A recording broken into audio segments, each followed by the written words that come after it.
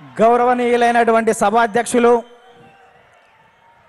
జాతీయ తెలుగుదేశం పార్టీ అధ్యక్షులు, భారత రాజకీయ ధృవతార మన ప్రియతమ నేత నారా చంద్రబాబు నాయుడు గారికి నిందలు, అపనిందలు, దాడులు, ఎదురుదాడుల మధ్య ఎదిగి యువగలమై నవగలమై జనబలంతో సాగుతున్న మన నేత, యువనేత నారా లోకేష్ గారికి, వేదికపై ఉన్నటువంటి అతిరథ మహారథులకు, సభా ప్రాంగణంలో ఉన్నటువంటి అతిథులకు, గ్రామాల నుంచి, గడపల నుంచి, తండాల నుంచి, తాలూకాల నుంచి, హైవేల నుంచి, బైపాసుల నుంచి, వివిధ రాష్ట్రాల నుంచి, వివిధ దేశాల నుంచి పసుపు జెండాలతో పయనమై వచ్చినటువంటి తెలుగుదేశం పార్టీ కుటుంబ సభ్యులకు, పత్రికా విలేకరులకు, మీడియా ప్రతినిధులకు, సోషల్ మీడియా సోదరులకు నమస్కారాలు.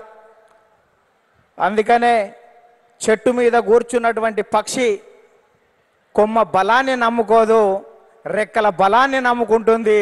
తెలుగుదేశం పార్టీ కార్యకర్తల బలాన్ని, బలగాన్ని నమ్ముకుంటుంది. కాబట్టి కార్యకర్తలే ఈ పార్టీకి ఇంధనం. అందుకే మీకు నా తొలి వందనం అని ఈ సందర్భంగా గుర్తు చేస్తున్నాను. అద్భుతమైనటువంటి వాతావరణం ఇది. మొన్నటి వరకు ఒక రకంగా ఉండే, మా కాడ ముక్కోడు పోయిండు, మీ కాడ తిక్కోడు పోయిండు.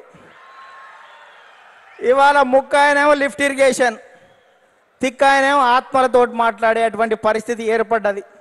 ఈ సమయంలో జనం కోసం, జాతి కోసం, పేదల కోసం, బీదల కోసం మహానాడు ఏర్పాటు చేసుకొని అధికారంలో ఉంటే ప్రజలకు చేయవలసిన దాని గురించి, ప్రతిపక్షంలో ఉంటే ప్రజా సమస్యల మీద మాట్లాడేటువంటి ఈ మహానాడు వేదికపై, ఈ మహత్తరమైన వేదికపై తెలుగు జాతి విశ్వఖ్యాతి అనేటువంటి అంశం మీద ఈ తీర్మానాన్ని బలపరిచే అవకాశం ఇచ్చిన బాబు గారికి ధన్యవాదాలు.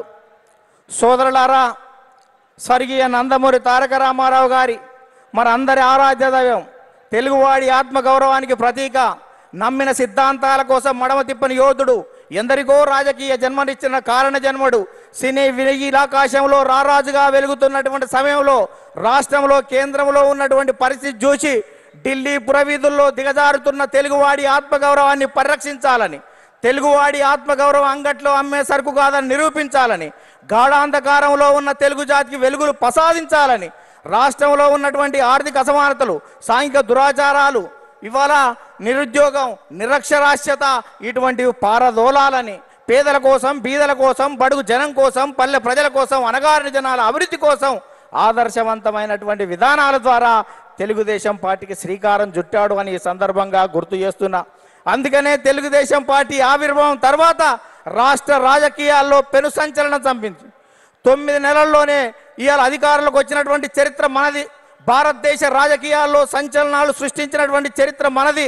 ఒక ప్రాంతీయ పార్టీగా ఉండి భారత పార్లమెంట్లో ప్రతిపక్ష స్థాయిలో కూడా ఉండగలమని నిరూపించినటువంటి చరిత్ర మనది. భారత ప్రధానమంత్రులు, రాష్ట్రపతుల ఎన్నికలో కూడా ప్రధానమైన భూమిక పోషించినటువంటి చరిత్ర తెలుగుదేశం పార్టీ.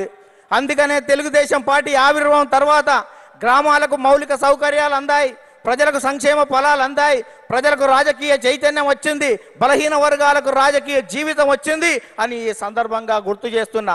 సామాజిక మార్పులకు స్వాగతం పలికాం, ఆర్థిక అభివృద్ధికి అందలం వేశాం, నిమ్న జాతుల ఉద్ధరణ కోసం, బడుగు జనోద్ధరణ కోసం బాటలు వేశాము అని సందర్భంగా గుర్తు చేస్తున్నాను.